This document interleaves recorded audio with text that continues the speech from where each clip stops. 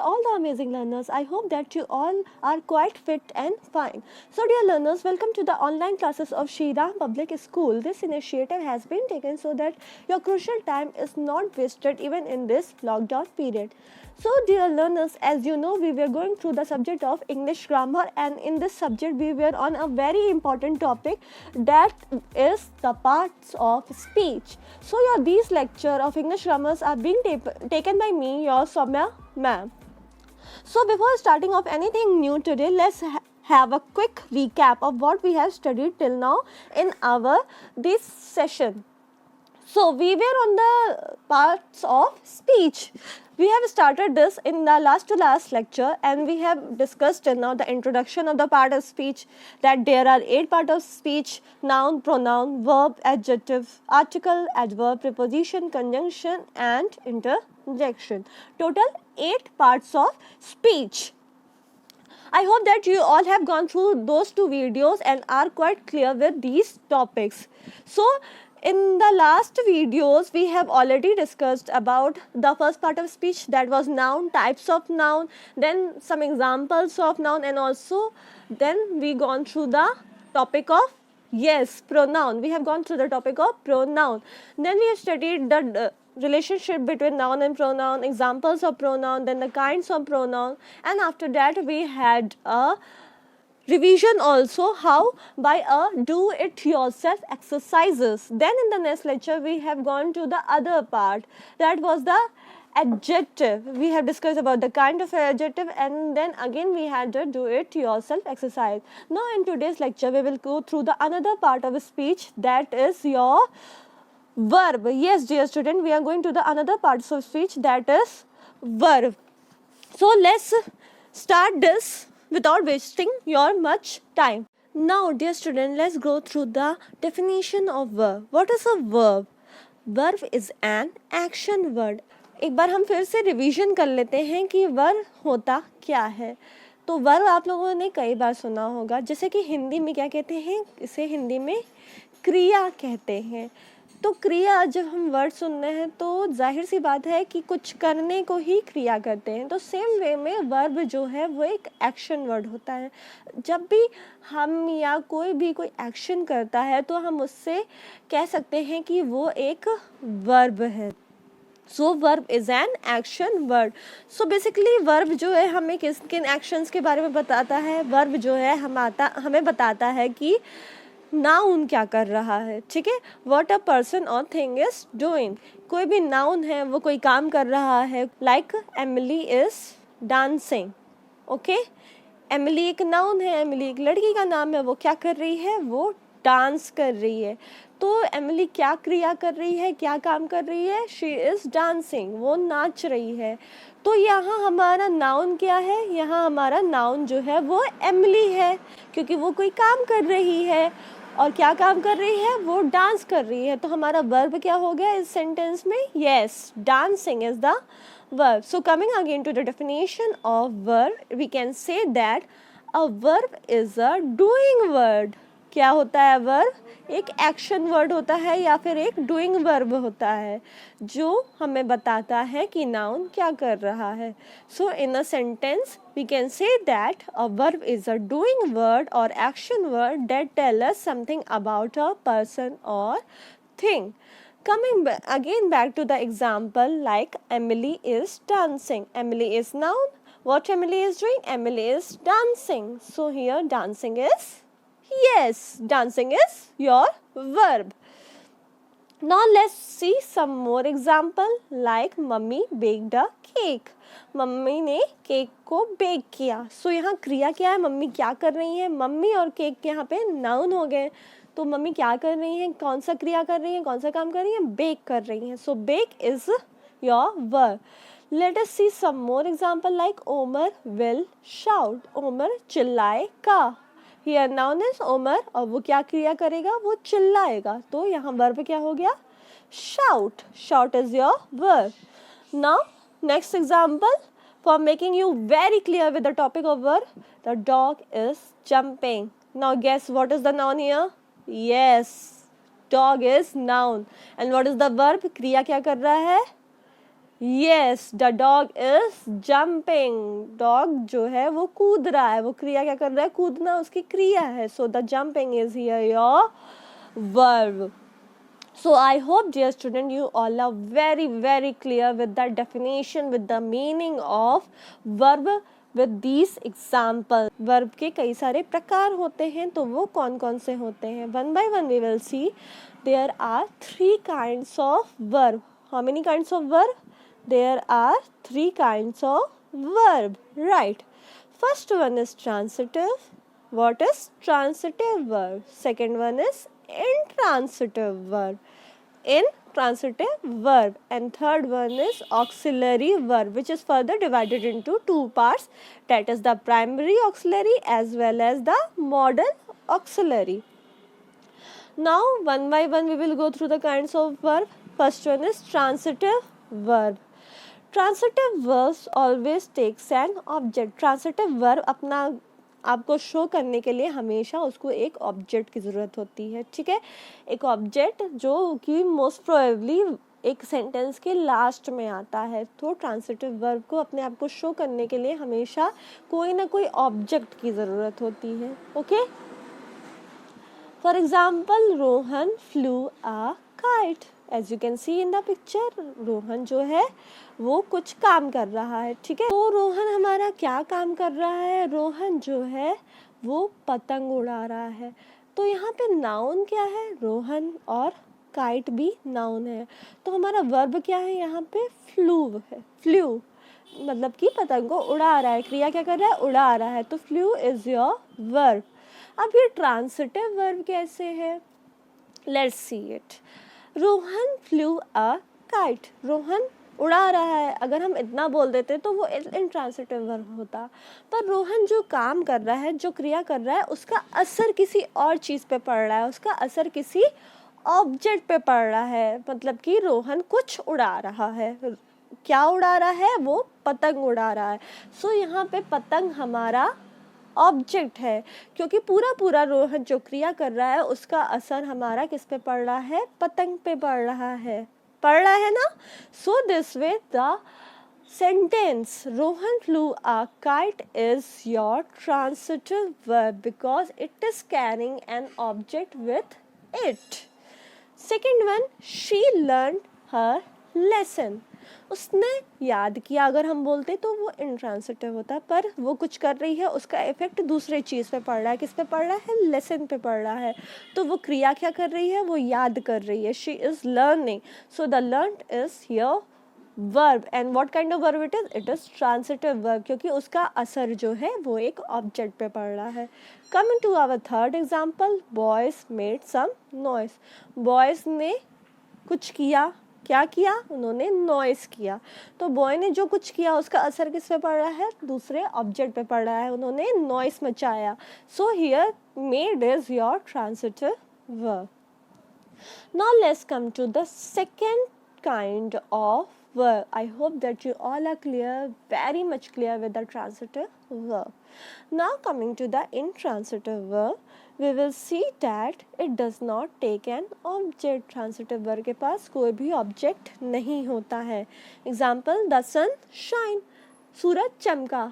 अब वो किस पे चमका तो नहीं बता रहा है ना हमें. क्यों चमका, कैसे चमका, कुछ नहीं बता रहा है.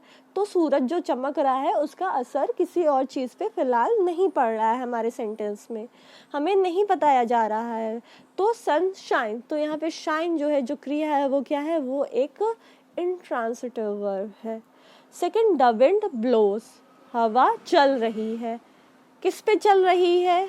कोई चीज़ नहीं है हमारे पास, कोई ऑब्जेक्ट नहीं है. तो यहाँ पे ब्लोज क्या हो जाएगा? Intransitive verb. Then the girl dance. अब डांस तो की है. किस पे डांस की? स्टेज पे डांस की, ज़मीन पे डांस की, टेबल पे डांस की, कुर्सी पे डांस की, हमें कुछ नहीं पता है.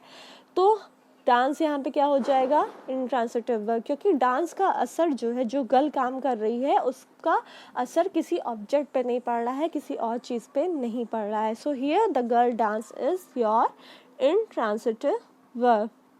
Okay, I hope that you are clear with these two kinds of verb. Okay, So one point is given here, you can see it. Always remember that an adverb or adverb phrase is not an object. जब भी हमारा कहीं sentence में किसी भी तरीके का adverb या adverb phrase दिया हुआ है तो वो object नहीं होता है. एडवर्ब क्या होता है? जो वर्ब की हेल्प करता है, वर्ब में कोई मीनिंग ऐड करता है. तो अगर वर्ब में ही मीनिंग ऐड हो जा रही है तो वो कैसे फिर होगा ऑब्जेक्ट? ऑब्वियस ही बात है, वर्ब का ही मीनिंग है, कोई असर तो नहीं पड़ रहा है ना किसी काम पे. जब भी किसी काम का असर किसी दूसरे चीज़ पे पड़ता है, किसी ऑब्जेक्ट पे पड़ता है, तभी वो हमारा ट्रांसिटिव वर्ब होता है. अगर वर्ब के मीनिंग में कोई एक्सटेंशन हो रहा है तो वो कभी भी हमारा ट्रांसिटिव वर्ब नहीं होगा. The object of a verb is always a noun phrase or a noun equivalent, that is a pronoun.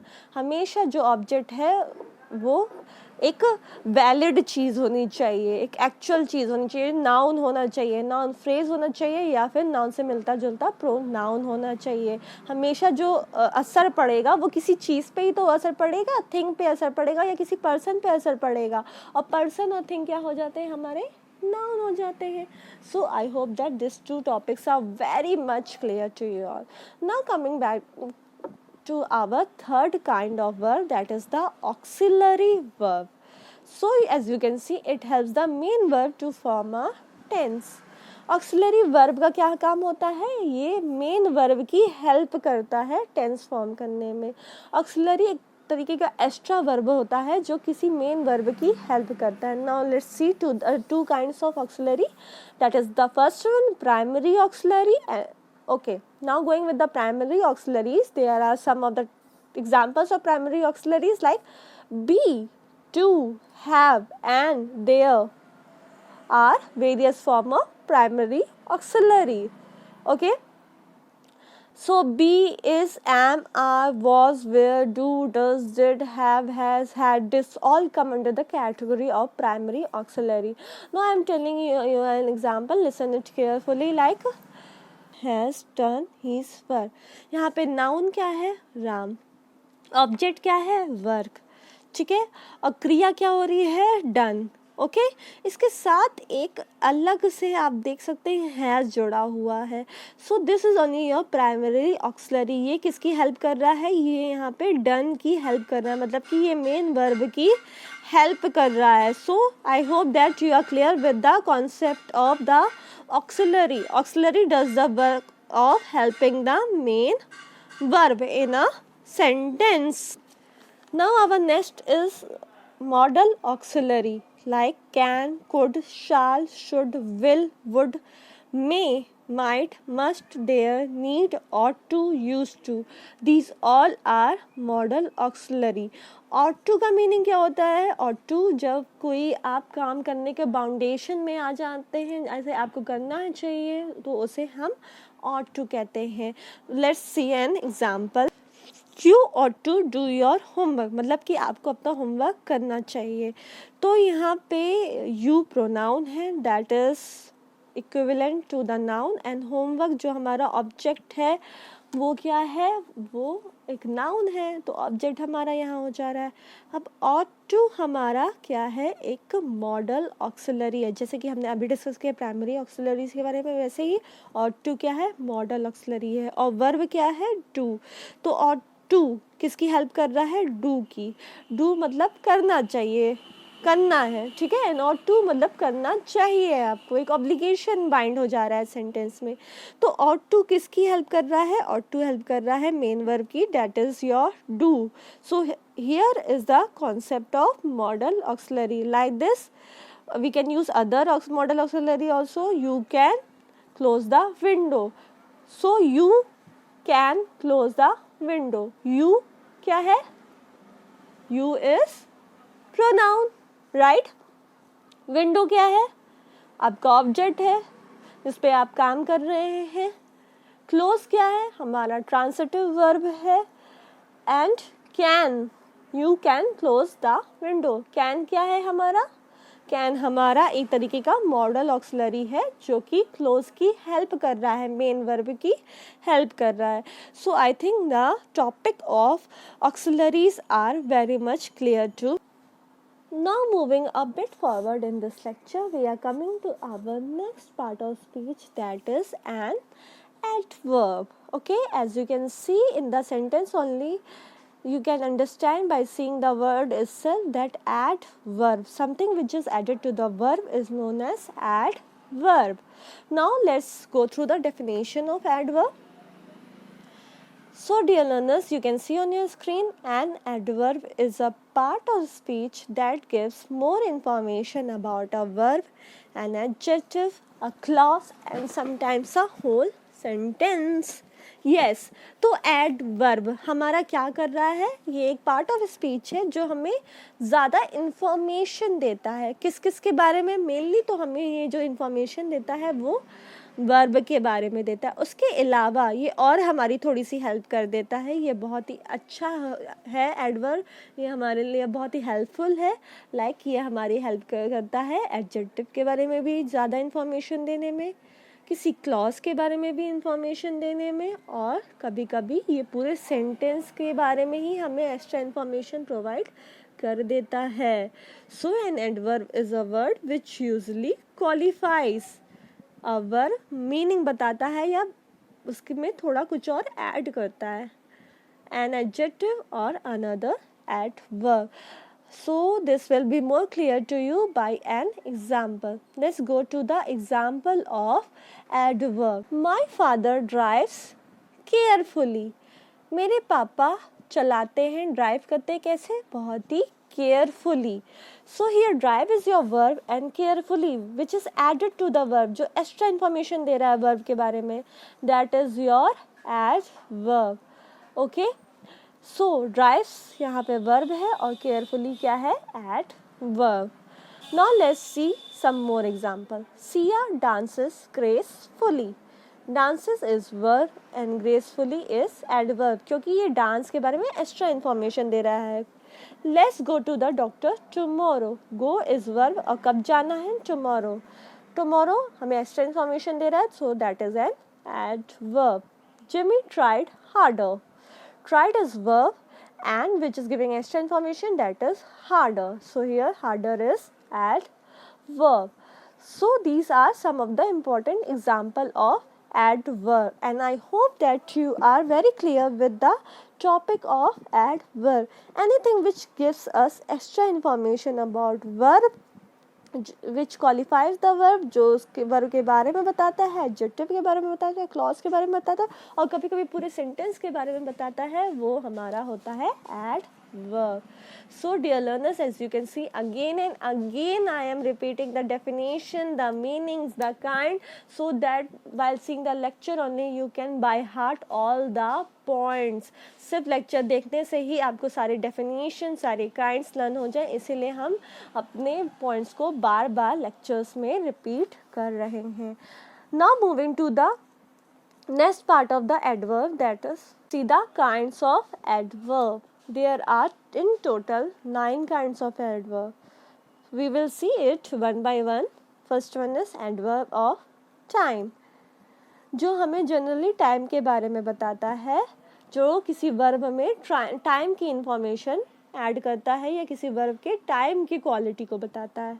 Some of its example are ago, before, easily, late, soon, now, then, daily, already, yesterday, never, etc. Then our next one is adverb of place.